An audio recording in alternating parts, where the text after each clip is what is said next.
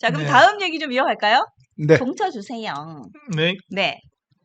좋습니다. 자, 지금 오세훈 시장이 이준석 의원을 찾고 있다는 소식이 들리는데 취재 결과를 좀 들어봐야 될 것 같아요. 네, 지금 오세훈 서울시장 내년 지방선거를 대비해서 네. 서울시 관내에 있는 당협위원장들과 국회의원들과 연이틀 만찬을 하는 자리를 가졌습니다.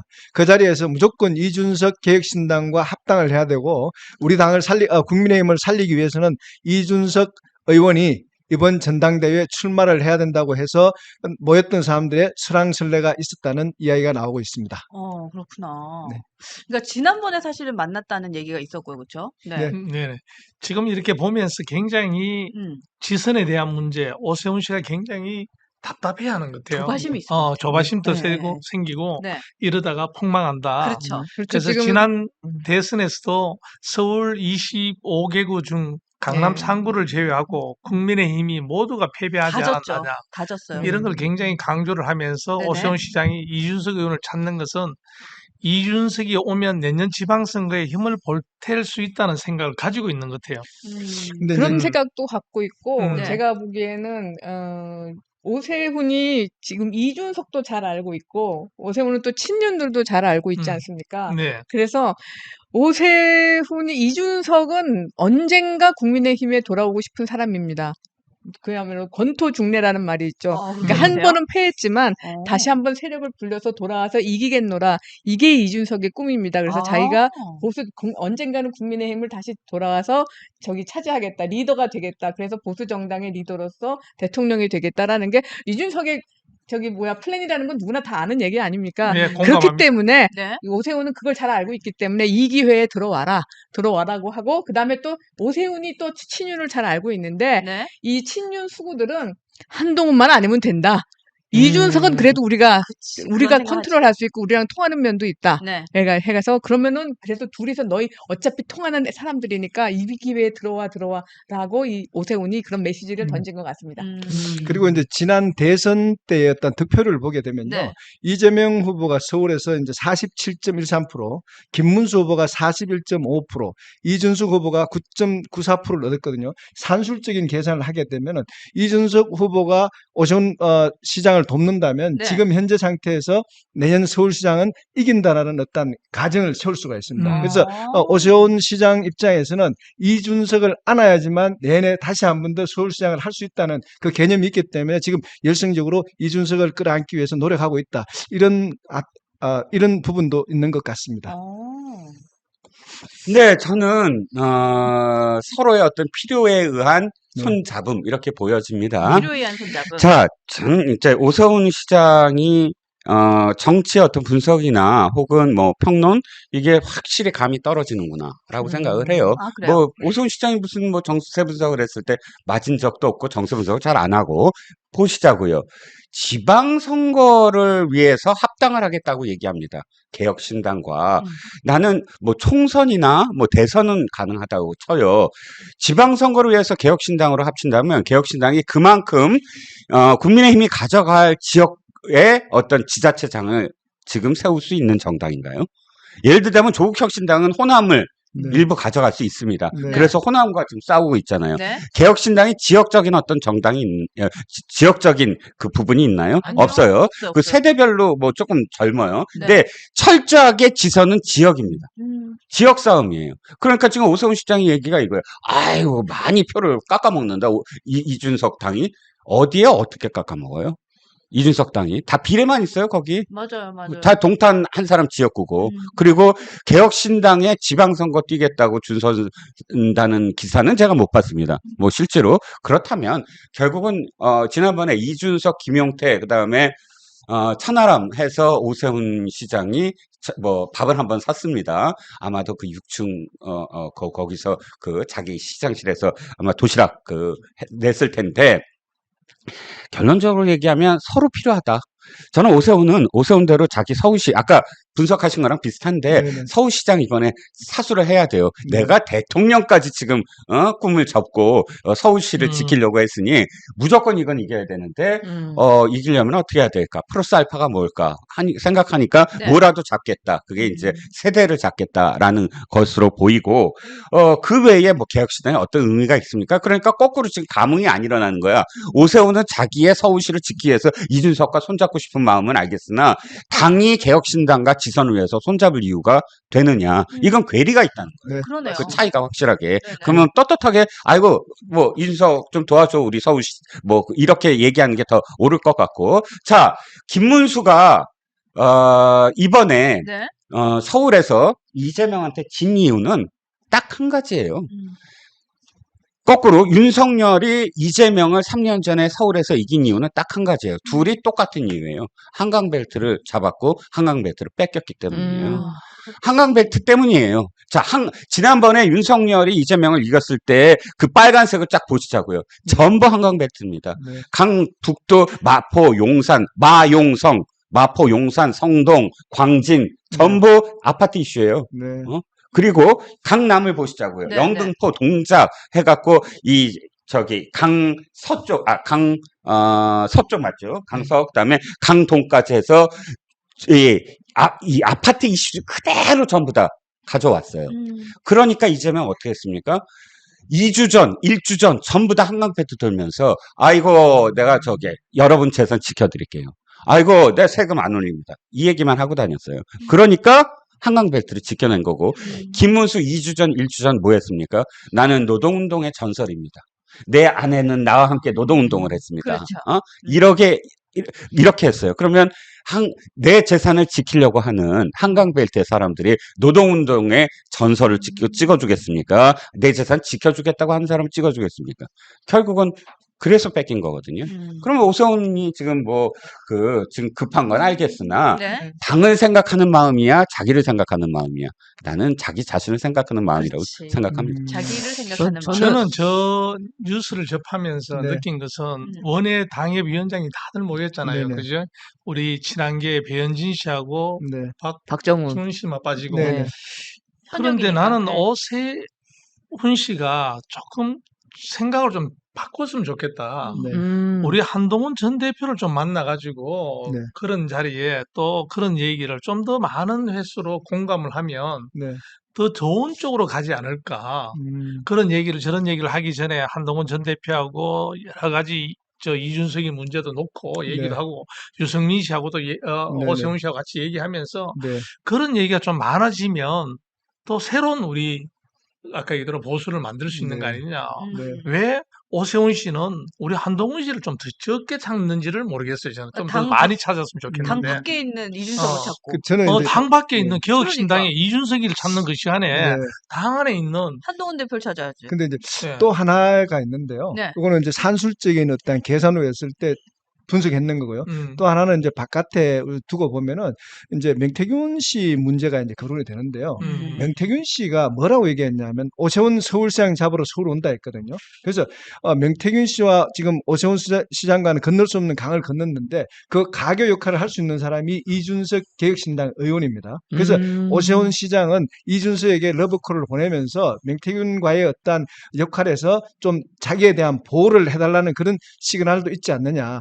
이렇게도 한편 분석을 하고 있습니다. 그렇게 보는 눈도 있겠네요. 아니 저는요 보면은 오세훈 시장 입장에서는 이렇게 할 수밖에 없었다고 생각을 해요. 왜 그러냐면 네. 지금 보면은 그 지선이 가장 가깝고 총선은 아직 멀었잖아요. 그렇지. 그러니까 원내는 바뀌지 않을 거예요. 저대로 갈 겁니다. 그래서 오세훈 시장 입장에서는 봤을 때 당장 내가 서울시장을 지켜내야 되는데 저 당은 바뀔 모습도 보이지도 않고 개혁파가 졌잖아요. 쇄신파가 졌잖아요. 지금 목소리를 못 내고 있단 말이에요. 지금 안 될 것 같으니까 이대로 가다가는 우리 진짜 지선 다 말아먹겠다 생각을 하니까 결국에는 마지막 도움 요청할 수 있는 데가 저쪽밖에 없다라고 생각을 해가지고 본인 살려고 그렇게 저는 당의 개혁과 쇄신을 보여주는 조금이라도 국민께 보여줄 수 있는 모습 중에 하나가 개혁신당과 손잡는 것이라고 저는 판단했다고 생각을 해요. 이게 그렇게 보면 굉장히 좋은데요. 네. 이준석 의원이 며칠 전에 우리 어제 얘기했듯이 인터뷰에서 뭐라고 얘기했냐면요. 한동훈 전 대표가 서울시장에 나올 수도 있다. 어떤 경우를 가정해서 서울시장 오세훈에게 어떤 변고가 생길 상황이 생기면 나올 수도 있다라는 인터뷰를 했었습니다. 그러니까 요 대목을 본다면은 오세훈 서울시장 같은 경우는 지금 자기 어떤 몸을 지키기에도 상당히 급급하지 않느냐 이런 부분도 좀 있는 것 같습니다. 명태균 게이트에 연루된 부분에서 나오는 것이 지금 급선무가 아닌가 그런 부분을 보고 있습니다. 사실 그게 가장 그렇게 중요하다고 생각할 수가 있겠네요. 저는 그게 가장 네, 핵심이라고 맞습니다. 생각을 하는 네. 게 이겁니다. 이준석은 명태균과 가장 가까운 맞습니다. 사이예요. 네. 엄청나게 가깝습니다. 우리 7불사에 누가 네. 찾아가요. 그래서 새벽 4시에 일어나서 네. 너 새벽 4시에 일어나서 매화나무 동매화. 심어라 그러면 네. 누가 심습니까? 그 정도로 가깝고 또 가까운 게 어떻게 알 수 있냐면 이준석의 그러니까 서울의 소리라는 데 언급하기도 싫은 그 매체 아닌 그런 집단이 네. 그때 또 특종을 해요. 선거 때, 대선 때. 어떤 네. 특종을 해? 그 투표일 며칠 안 남고 이준석한테 질문을 합니다. 이명수 라는 네. 자가. 네. 저기 명태균이랑 통화하셨죠? 음. 바로 기습 질문이라 네. 노를 못 해요. 네. 근데 했습니다. 맞습니다. 저기 후보 단일화 뭐라 그래요? 그랬더니 그런 얘기는 안 했습니다. 하고 황급히 나가버려요. 네. 자, 다시 결론적으로 얘기하자고요. 이준석은 여전히 대선 때도 명태균한테 전화해서 나 후보 단일화 해야 돼요, 말아야 돼요. 그렇게 통화하는 그렇죠. 사이라는 거예요. 맞습니다. 즉, 명태균은 이준석은 안 건드려. 맞습니다. 누굴 건드려? 공언했잖아요, 홍준표하고 오세훈. 너네는 너네 네. 둘은 나한테 주고, 너네 둘이 음. 하는 거에 따라서 네. 주고. 맨날 공언을 합니다. 그렇다면 오세훈 시장이 지난번에 왜 안 나갔겠어요? 왜 뜻을 접었겠어요? 맨날 대통령 하던 사람이 한 가지입니다. 내가 만약에 이 서울시장을 그만둬야 되잖아요. 그리고 고했어. 근데 경선에서 만약에 돼야 내 야당 대통령 후보를 감히 명태균이 무슨 말을 해도 내가 커버가 돼요. 근데 내 뒤에 줄 서 있는 사람들이 전부 다 한덕수한테 가버려요. 맞습니다. 그러면 그 다음에 내가 이러다가 내가 경선에 안 되고 서울시장도 안 돼? 그럼 난 바로 명태균이 나 끈 떨어졌다, 권력 떨어졌다고 다 풀고 내가 제일 먼저 들어가. 그래서 서울시장이라도 지키고 있어야 돼. 그래서 안 나간 거라고 저는 생각을 해요. 네, 네, 맞습니다. 그러니까 이 얘기가 길어졌지만 결론적으로 오세훈은 네. 내 앞날이 더 맞습니다. 중요하다. 그렇죠. 무조건. 내 어. 코가 석자다. 네. 그래서 이준석과 친한 건 명태균에 대한 메시지 차원도 있다는 겁니다. 그러니까 저도 그때 그 방송을 봤는데 네, 네. 되게 웃긴 게 뭐냐면요. 다시 또 이제 명태균 씨랑 통화를 해요. 그 이명수라는 기자가. 통화를 하면서 그 이준석 씨랑 통화했냐 이런 식으로 얘기를 하니까 답변을 회피해요. 그랬더니 이준석이 말하던데요? 이렇게 얘기하니까 그걸 이준석 의원이 말했다고요? 이런 식으로 얘기를 해. 오히려 명태균 숨겨주려고 그랬어. 근데 이준석 의원이 앞에서 통화했다고 말을 한 네. 거예요. 그래서 야 거기서 참 약간 의미심장하다라는 좀 생각이 들었었어요. 포인트네요. 네. 저는 오세훈 시장이 이준석 씨를 하고 가까워지는 부분에는 친윤의 세력을 좀 갖고 공천 문제가 한동훈 전 대표하고 만나는 것에 대한 두려움보다 공천을 못 받을까 하는 그 두려움이 더 클 수도 있다. 저는 그런 생각도 좀 드는 것 같아요. 지금 오세훈이나 또 나경원이나 김기현이나 이 네. 사람들은 한동훈이 두려운 거예요. 왜냐하면 왜냐하면 한동훈은 어쨌든 모든 것들을 전부 다 혁신하고 개혁할 그냥 드라이브를 걸 사람이지 물밑으로 협상하고 내 식구 누구누구를 좀 버텨줘. 이게 안 되는 사람이거든요. 그렇죠. 그래서 만남 자체가 두려운 거예요. 이 문법 자체가. 그러시겠네요. 그러니까 오세훈도 사실 이준석이 어떤 새로운 문법입니까? 딱 정치 한 80년 한 생물학적 나이만 한 40살에 불과한 나이만 네. 젊은 홍준표. 노회한 청년 정치인아니에요. 네. 그러니까 딱 자기 수준이지. 딱 자기 수준이. 서울시장에 이기려고 그러면 이기는 방법은 우리 한동훈 전 대표가 얘기했던 세 가지 기준이 있죠. 메시지가 굉장히 있지 않습니까? 네. 시대 교체, 정치 교체, 세대 교체라는 네. 메시지. 그리고 리더십을 가지고 있죠. 그걸로 네. 인해서 그리고 청년층에 대해 가지고 누구보다도 가깝게 와 있지 않습니까? 그렇죠. 우리 또 팬덤도 있고. 네. 그리고 중도를 외연할 수 있는 가장 강력한 무기를 가지고 있잖아요. 맞습니다. 도덕적인 무기. 네, 네. 그런 부분을 생각하고 이런다 그러면 난 참 오세훈 씨 행동에 대해 가지고 난 좀 이해가 안 가는 부분이 좀 많아요, 사실은. 근데 지금으로서는 음. 이준석도 안 들을 거고 저 말을 듣고 뭐라는 소리야 하면서 뭐래? 어쨌든 간에 자기가 표방하고 있는 것은 네. 지금 그 윤석열과의 차별점 그리고 계엄 내란 세력과 자기는 엄연히 다른 새로운 보수라고 그 지금 주장하고 있는 건데 지금 여기 들어오라는 것은 그럼 그것도 들어와서 친윤 수구들하고 손을 잡아야 되는데 그게 지금 이게 그렇게 된다면 어쨌든 간에 당분간에 그 자신이 지금까지 얘기해 왔던 것을 다 뒤집어 엎는 거나 마찬가지인데 들을 리가 없죠. 저런 얘기를 왜 오세훈 시장이 하는지 저도 좀 이해가 안 갑니다. 그러니까 근데 저는 오늘 그러니까 저는 네. 이제 오세훈 씨가 저렇게 한동훈 씨하고 자꾸 좀 더 만나는 횟수를 줄이는 이유가 저는 친윤이 가지고 있는 공천의 위력에 대한 것 때문에 그럴까 이런 자꾸 아쉬움이 좀 남아요. 거기에 그럴 수 보태서 있죠. 한동훈 예. 대표를 견제하고 싶지 손잡고 싶진 않은 거고 진짜 그런 것도 좀 있는 거. 그렇죠? 나라와 국민을 먼저 생각한다 그러면 좀 고민 한번 오세훈 시장이 해줬으면 좋겠어요, 사실. 그렇죠. 그런 바람으로 제가 근데 오세훈 말씀드리고 시장 싶습니다. 입장에서는 사실 네. 한동훈 전 대표가 자기와 서울시장 자리를 놓고 싸울 수도 있다. 그러니까 이렇게 보는 견제도 어떤 하고 경쟁의 싶고. 어떤 예. 구도를 보기 때문에 아마 거기 박정훈 의원하고 변진 의원이 불참했다는 것도 그런 어떤 의미도 있지 않겠나 이렇게 보고 있습니다. 그러니까 시장뿐만이 아니라 만약에 본인이 시장이 또 됐어요. 네. 연임을 또 했어요. 네. 근데 그랬을 때 그 다음 대선도 또 한 번 경쟁할 수 네. 있다. 이런 그렇죠. 생각까지도 갈 수 있는 네, 거잖아요. 그렇죠. 예. 음. 그러니까 이제 손잡기도 그렇고 하여튼 뭐 그런 생각을 많이 할 수 있겠다라는 생각이 듭니다. 개인을 버리고 나라를 먼저 생각하고 국민을 먼저 생각하면 답은 아주 쉽게 찾을 수 있는데. 그러니까요. 근데 네. 저 한동훈 대표가 서울시장에 나올 수 있을 거라는 얘기도 이준석이 한 얘기고 그 한동훈 대표 보고 이번에 전당대회에 꼭 나오면 100% 이길 거라고 하는 것도 이준석이 한 얘기고 이준석이 한 얘기는 다 뭐냐면은 지금 한동훈 대표가 빨리 정치적으로 사망했으면 좋겠는 거예요. 그렇죠. 그래서 서울시장에 나가는 걸로 오세훈하고 붙었으면 좋겠는 거고 전당대회 나가서 다음 지방선거가에서 모두 다 질 때 또 그 패배의 책임을 지고 물러나 줬으면 좋겠는 거고 이 오로지 생각이 그렇게 돌아가고 있는 거죠 지금 이준석한테는. 네. 그러면 조금 전에 우리 작가님 말씀하셨습니다만 네. 만약에 이준석 의원이 국민의힘에 들어오려 그러면 어떤 요구를 예를 들자면 가상했습니다. 어떤 요구를 하게 될까요? 이준석이는 자 국힘에 들어간다. 그러면 어떤 요구를 할 수 있다고 봅니까?